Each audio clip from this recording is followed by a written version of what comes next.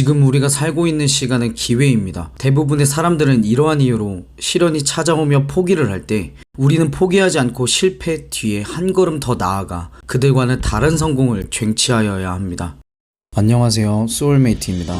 이번 영상에서는 앤드류 카네기를 포함한 성공한 기업가 507명을 직접 인터뷰하고 조사하여 성공의 원리를 정리한 나폴레온 힐이 저술한 20세기 최고의 성공 철학서 생각하라 그리고 부자가 되어라의 내용의 인사이트를 가지고 이야기해보려고 합니다. 1848년 미국 캘리포니아주에서 금이 발견되었다. 사람들이 금을 채취하려고 너도 나도 금광지역으로 몰려들던 골드러시 시절, 내 친구인 디바의 삼촌 역시 황금병에 걸려 부자가 되겠답시고 서부 콜로라도로 향했다.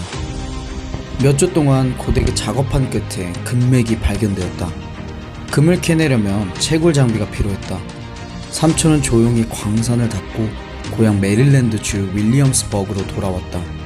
그리고 몇몇 친척들과 이웃에게 금맥을 발견했다고 말렸다. 이들은 돈을 모아 채굴기계를 구해주었다. 다비도 삼촌과 일하기로 하고 금광으로 갔다. 캐낸 금을 재련해보니 콜로라도에서 가장 순도 높은 금이었다. 하지만 굴착기가 아래로 내려갈수록 금맥이 사라지기 시작했다. 이젠 금이 한 줌도 나오지 않았다. 두 사람은 필사적으로 금맥을 파내려 갔다. 하지만 헛일이었다. 두 사람은 채굴 설비를 단돈 몇백 달러의 고물상에 팔고 기차를 타고 고향으로 돌아왔다. 그런데 채굴 장비를 샀던 고물상에서 같은 자리에서 다비와 삼촌이 팔았던 채굴 장비로 딱 1m를 더 파냈다. 그때 최고의 금맥이 발견되었고 그 금광에서 금을 채굴해 수백만 달러를 벌어들였다. 고물상 주인이 한 일이라곤 전문가에게 조언을 구한 일이었다.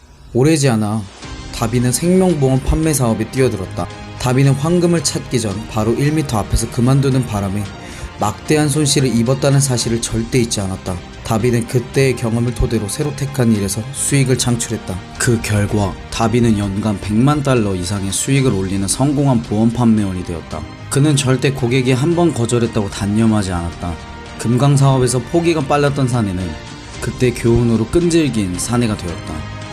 이야기를 들으신 여러분은 어떤 생각이 드시나요? 여러분, 성공이 찾아오기 전에 잠시의 실패가 먼저 찾아옵니다.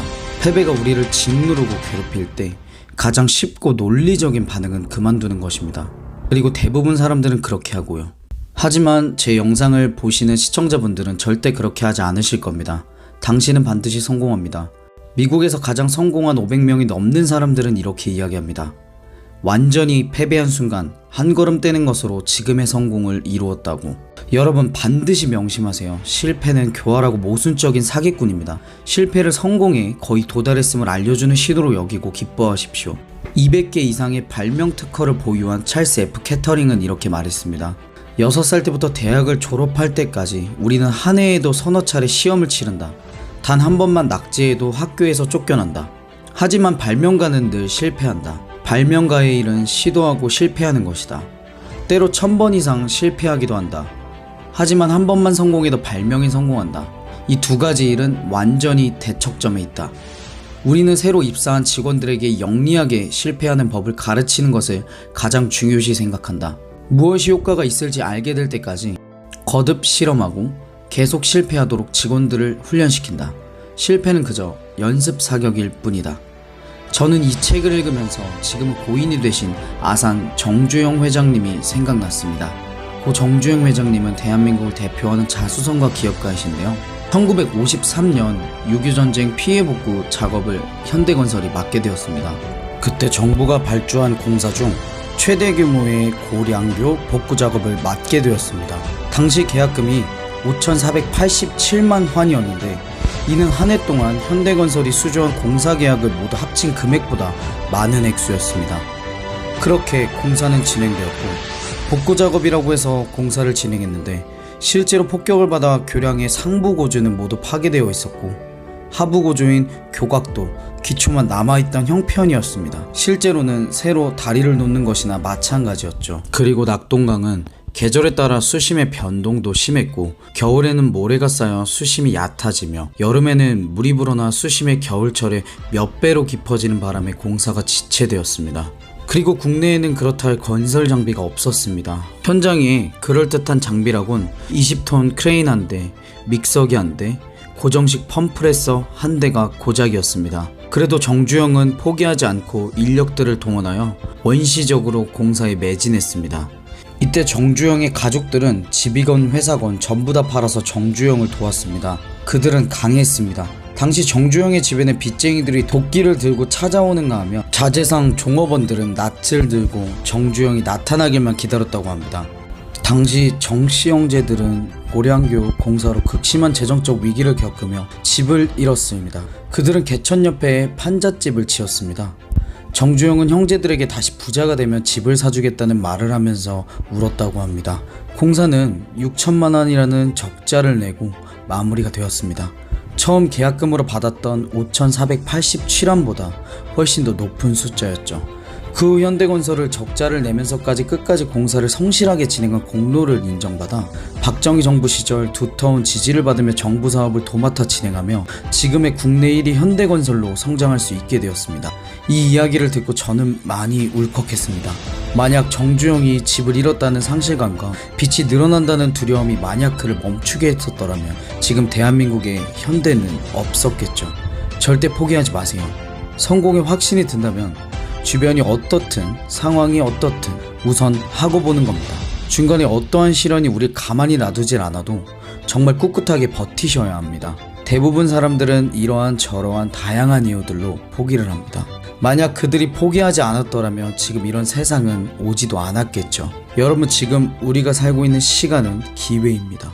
대부분의 사람들은 이러한 이유로 시련이 찾아오며 포기를 할 때 우리는 포기하지 않고 실패 뒤에 한 걸음 더 나아가 그들과는 다른 성공을 쟁취하여야 합니다. 저는 사업의 특성상 사람과 사람이 대면해야만 하는 일입니다.